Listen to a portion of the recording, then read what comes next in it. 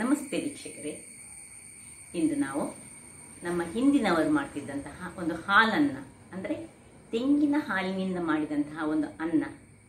ಈಗ ಇದನ್ನು ಬೆಳಗಿನ ಬ್ರೇಕ್ಫಾಸ್ಟ್ ಆಗಿ ಯೂಸ್ ಮಾಡ್ಬೋದು, ಅಥವಾ ಮಧ್ಯಾಹ್ನದ ಹೊತ್ತಿಗೆ ಯಾವಾಗಲೂ ಸಿಂಪಲ್ ಸಾರು ಅನ್ನ ತಿಂದು ಬೋರ್ ಆಗಿದ್ದರೆ ಇದನ್ನು ಮಾಡಿ ತಿನ್ನಬಹುದು. ಹಾಗಾದರೆ ಈ ನಮ್ಮ ಹಿಂದಿನ ಕಾಲದವರು ಮಾಡ್ತಿದ್ದಂತಹ ಈ ಹಾಲನ್ನವನ್ನು ಅವರು ಖಾಲಿ ಸಿಂಪಲ್ ಬೆಳ್ತಿಗೆಯಿಂದ ಮಾಡ್ತಿದ್ದರು. ನಾನು ಅದನ್ನು ಇವತ್ತು ಬಾಸುಮತಿ ರೈಸ್ನಿಂದ ಮಾಡಿ ತೋರಿಸ್ತಿದ್ದೇನೆ. ಬಹಳ ರುಚಿಕರವಾಗಿರ್ತದೆ. ಒಮ್ಮೆ ಟ್ರೈ ಮಾಡಿ ನೋಡಿ ವೀಕ್ಷಕರೇ, ಮತ್ತೆ ನೀವು ಹೇಳ್ತೀರಿ ಓ ಬಹಳ ಚೆನ್ನಾಗಿರ್ತದೆ ಎಂದು. ಹಾಗಾದರೆ ಈ ಹಾಲನ್ನವನ್ನು ಹೇಗೆ ಮಾಡುವುದು ಮತ್ತು ಅದಕ್ಕೊಂದು ನಾನು ಕೂರ್ಮವನ್ನು ತಯಾರಿಸಿದ್ದೇನೆ. ಅದಕ್ಕೆ ಆ ಕೂರ್ಮ ಬಹಳ ಮ್ಯಾಚ್ ಆಗ್ತದೆ. ಹಾಗಾದರೆ ಹೇಗೆ ಮಾಡುವುದು, ಏನೆಲ್ಲ ಸಾಮಗ್ರಿಗಳು ಬೇಕು ಎಂದು ನೋಡೋಣ ಅಲ್ಲವೇ ವೀಕ್ಷಕರೇ.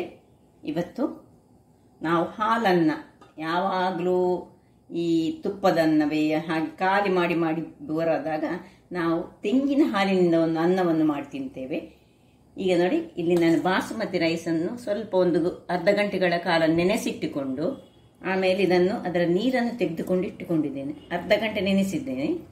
ಬಾಸುಮತಿ ಅಲ್ಲದಿದ್ದರೆ ನೀವು ಸೋನಾ ಮಸೂರಿ ಸಹ ಮಾಡ್ಬೋದು, ಯಾವುದೇ, ಅಥವಾ ಜೀರಾ ರೈಸಲ್ಲಿ ಸಹ ಮಾಡ್ಬೋದು, ಒಳ್ಳೆದಾಗ್ತದೆ. ನೋಡಿ, ಇಲ್ಲಿ ನಾನು ಒಂದು ತೆಂಗಿನಕಾಯಿಯನ್ನು ಹದ ಸೈಜಿನ ಒಂದು ತೆಂಗಿನಕಾಯಿಯಿಂದ ಹಾಲು ತೆಗೆದಿಟ್ಟಿದ್ದೇನೆ. ಇದು ದಪ್ಪ ಹಾಲು, ಇದು ತೆಂಗಿನ ನೀರು ಹಾಲು, ಎರಡು ಸಹ ಒಂದು ದೊಡ್ಡ ತೆಂಗಿನಕಾಯಿಯಿಂದ ತೆಗೆದಿದ್ದೇನೆ. ನಿಮಗೆ ಇದು ಗೊತ್ತಿರ್ಬೋದು ಹೇಗೆ ಹಾಲು ತೆಗೆಯೋದು ಹೇಳಿ.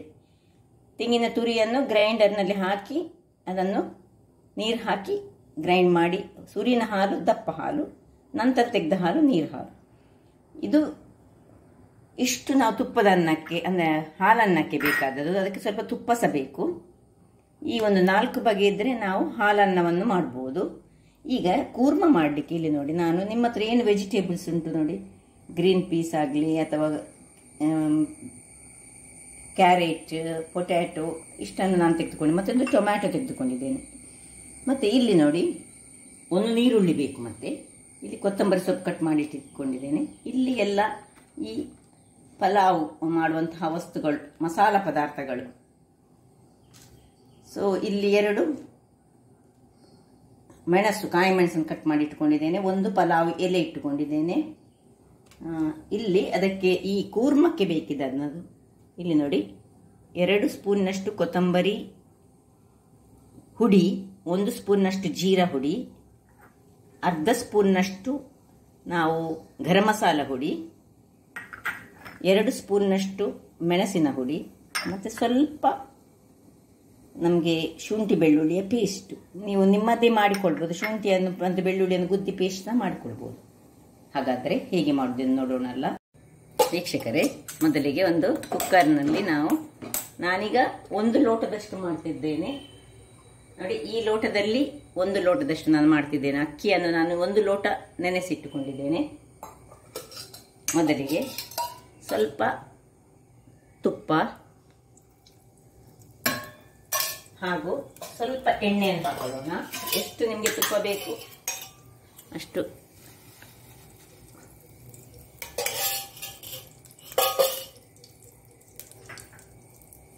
ಸ್ವಲ್ಪ ಹೆಚ್ಚಿಟ್ಟ ನೀರುಳ್ಳಿಯನ್ನು ಹಾಕೊಳ್ಳೋಣ.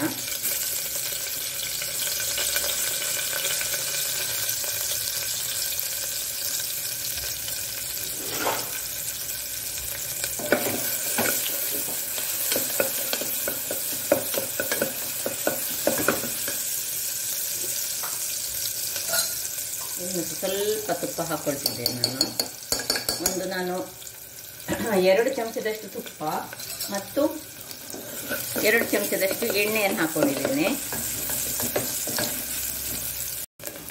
ವೀಕ್ಷಕರೇ ನೋಡಿ, ಆನಿಯನ್ ಇಷ್ಟ ಆಗುವಾಗ ನಾವು ಸ್ವಲ್ಪ ಇರುವಂತಹ ಶುಂಠಿ ಬೆಳ್ಳುಳ್ಳಿಯ ಪೇಸ್ಟನ್ನು ಹಾಕೊಳ್ಳೋಣ.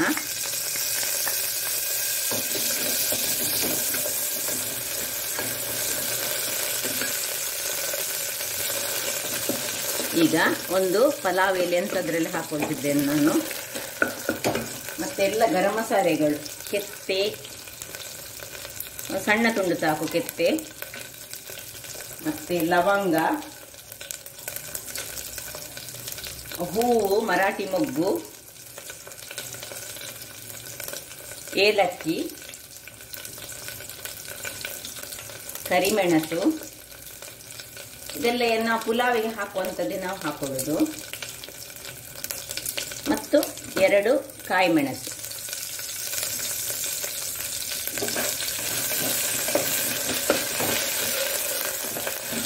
ನೋಡಿ, ಸ್ವಲ್ಪ ಈ ಆನಿಯನ್ ಬ್ರೌನ್ ಸ್ವಲ್ಪ ಕಲರಿಗೆ ಬರುವಾಗ ಸ್ವಲ್ಪ ಇದರಲ್ಲಿ ಸ್ವಲ್ಪ ಫ್ರೈ ಆಗಲಿ. ಇದು ಈವನ್ ಈ ಶುಂಠಿ ಬೆಳ್ಳುಳ್ಳಿ ಪೇಸ್ಟ್ ಅದರಲ್ಲಿ ತುಪ್ಪ ಮತ್ತು ಎಣ್ಣೆಯಲ್ಲಿ ಒಳ್ಳೆ ಹಸಿ ವಾಸನೆ ಹೋಗಬೇಕು. ಅಷ್ಟೊತ್ತಾಗುವಾಗ ಸ್ವಲ್ಪ ಕೊತ್ತಂಬರಿ ಸೊಪ್ಪನ್ನು ಹಾಕೊಳ್ಳಿ.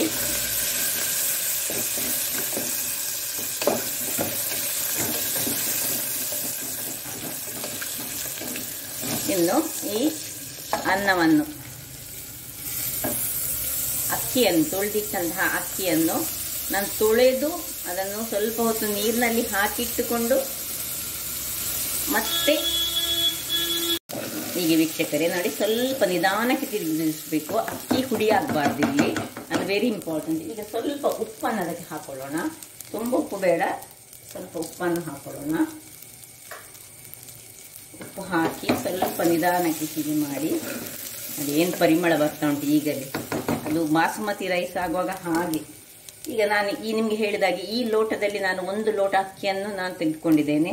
ಹಾಗಾಗುವಾಗ ನೋಡಿ, ಸ್ವಲ್ಪ ಇದರಲ್ಲಿ ಇದು ಫ್ರೈ ಆದಾಗ ನಾವು ಈ 1 ಲೋಟದಷ್ಟು ಹಾಲನ್ನು, ದಪ್ಪ ಹಾಲಿದು 1 ಲೋಟದಷ್ಟು ದಪ್ಪ ಹಾಲನ್ನು ಇದಕ್ಕೆ ಹಾಕೊಳ್ಬೇಕು.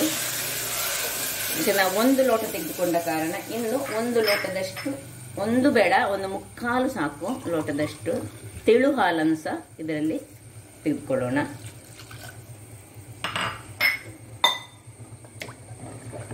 ಹೀಗೆ ತಿರುಗಿಸಿಕೊಂಡು, ಸ್ವಲ್ಪ ಹೀಗೆ ತಿರುಗಿಸಿಕೊಂಡು ವೀಕ್ಷಕರೇ ನೋಡಿ, ಆಯ್ತು ನೋಡಿ. ಈಗ ಇನ್ನು ಮುಚ್ಚಳವನ್ನು ಮುಚ್ಚಿ, ಬೇಕಿದ್ರೆ ನಿಮಗೆ ನಾನು ಒಳ್ಳೆ 4 ಚಮಚದಷ್ಟು ನನ್ನದು 2 ಚಮಚ ತುಪ್ಪ ಉಂಟು, 2 ಚಮಚ ಇದು ಉಂಟು. ಬೇಕಿದ್ರೆ ಮೇಲೆ 1 ಚಮಚ ತುಪ್ಪ ನಿಮಗೆ ಬೇಕಿದ್ರೆ ಹಾಕೊಳ್ಬಹುದು, ಅಗತ್ಯ ಇಲ್ಲ. ಯಾಕೆ ಹೇಳಿದ್ರೆ ತೆಂಗಿನ ಹಾಲಿ ಸ್ವಲ್ಪ ಕ್ರೀಮ್ ಇರುವಂತಹ ವಸ್ತು. ಸೊ ಇದನ್ನು ಮುಚ್ಚಳ ಮುಚ್ಚಿ 1 ವಿಶಿಲ್ನಲ್ಲಿ ನಾವು ಕೂಗಿಸಿಕೊಳ್ಳೋಣ. ಇಲ್ಲಿ ಕುಕ್ಕರಲ್ಲಿ ಇದು ಬೇಯ್ತಾ ಇರಲಿ ವೀಕ್ಷಕರೇ. ಈಗ ನಾವು ಈ ಕೂರ್ಮಕ್ಕೆ ರೆಡಿ ಮಾಡೋಣ.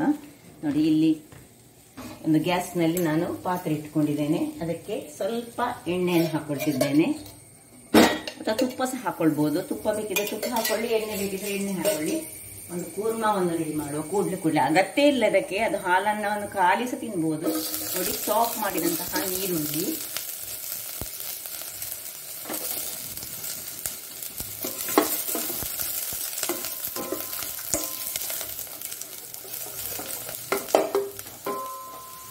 ಈಗ ಅದಕ್ಕೆ ಒಂದು ಪಲಾವ್ ಎಲೆ ಹಾಕೊಳ್ತಿದ್ದೇನೆ.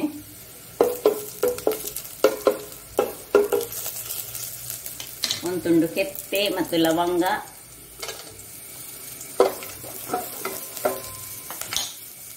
ಸಣ್ಣ ಹೆಚ್ಚಿಟ್ಟಂತಹ ಬೆಳ್ಳುಳ್ಳಿ, ಸ್ವಲ್ಪ ಹೆಚ್ಚಿಟ್ಟ ಶುಂಠಿ.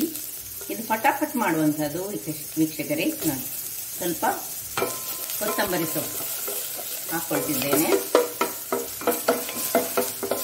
ಇನ್ನು ಸ್ವಲ್ಪ ಕರಿಬೇವಿನ ಸೊಪ್ಪಂತ ಹಾಕೊಳ್ಳೋಣ, ಒಳ್ಳೆ ಫ್ಲೇವರ್ ಕೊಡ್ತದೆಲ್ಲ.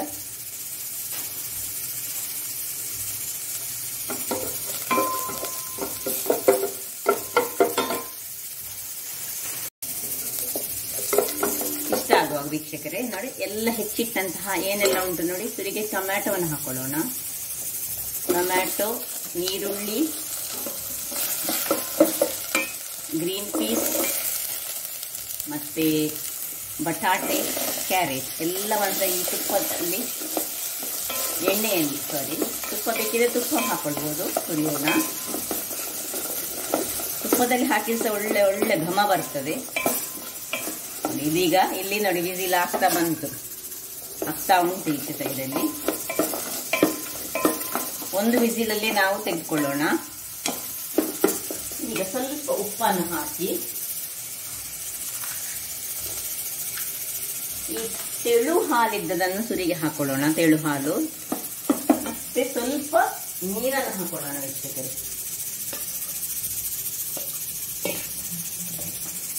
ಅದಕ್ಕೆ ಬೇಯಲು ಬೇಕಿದ್ದಷ್ಟು ನೀರನ್ನು ಹಾಕೊಂಡು ತೆಳು ಹಾಲಲ್ಲಿ ಬೇಯಿಸೋಣ.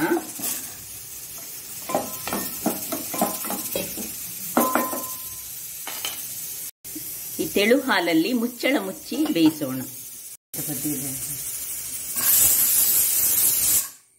ವೀಕ್ಷಕರೇ, ಇಲ್ಲಿ ವಿಸಿಲ್ ಆಯಿತು. ಇದನ್ನು ನಾನು ಒಂದು ವಿಸಿಲ್ ಸಾಕಿದ್ದಕ್ಕೆ ಈಗ ಆಫ್ ಮಾಡಿಕೊಂಡು ಅದನ್ನು ಹಾಗೆ ತಣ್ಣಗಾಗಲಿಕ್ಕೆ ಬಿಡ್ತಾ ಇದ್ದೇನೆ. ವೀಕ್ಷಕರೇ, ಇಲ್ಲಿ ನೋಡಿ ಎಲ್ಲ ಬೇಯ್ತಾ ಉಂಟು.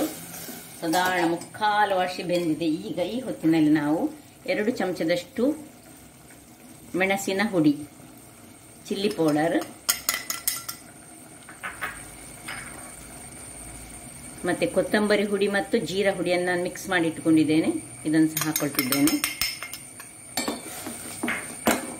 ಇನ್ನು ಗರಂ ಮಸಾಲೆಯ ಪುಡಿ, ಇದು 1/2 ಚಮಚದಷ್ಟು ಮಾತ್ರ, ಹೆಚ್ಚು ಹಾಕೊಳ್ಬಾರ್ದು. ಹೆಚ್ಚು ಹಾಕಿದ್ರೆ ನಮಗೆ ಸ್ವಲ್ಪ ಸ್ಮೆಲ್ ಹೆಚ್ಚು ಘಾಟ್ ಆಗ್ತದೆ. 1/2 ಚಮಚ ಸಾಕು.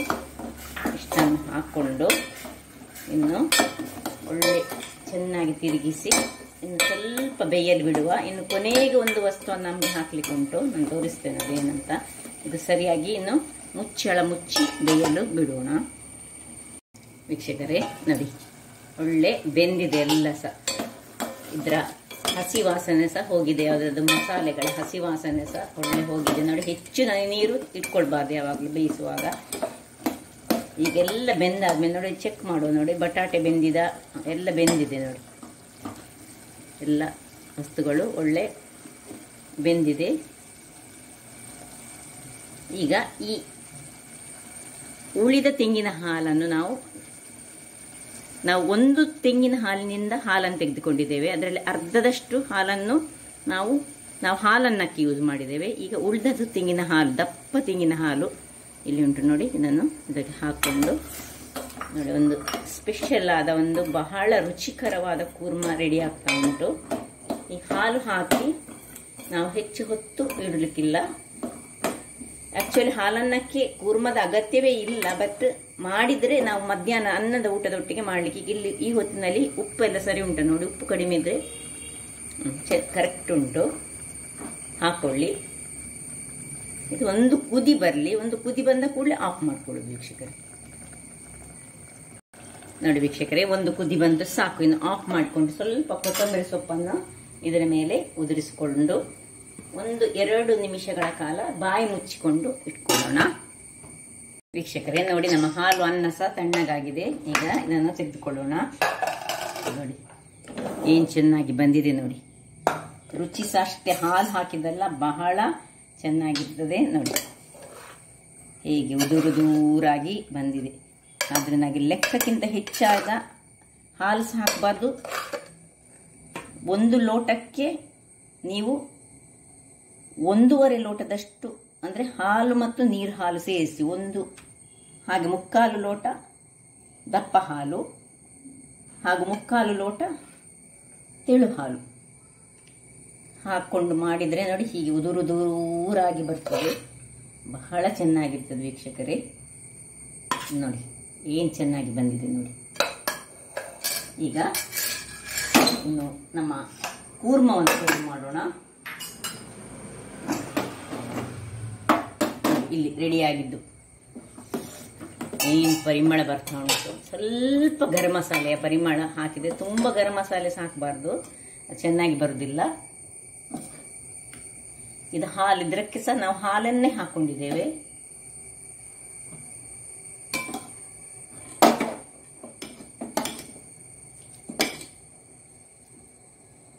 ವೆಜಿಟೇಬಲ್ ಕೂರ್ಮ ನನ್ನ ಶೈಲಿಯಲ್ಲಿ ನಾನು ಮಾಡುವಂತಹ ವೆಜಿಟೇಬಲ್ ಕೂರ್ಮವನ್ನು ನಾನು ಮಾಡಿದ್ದೇನೆ ನೋಡಿ ವೀಕ್ಷಕರೇ.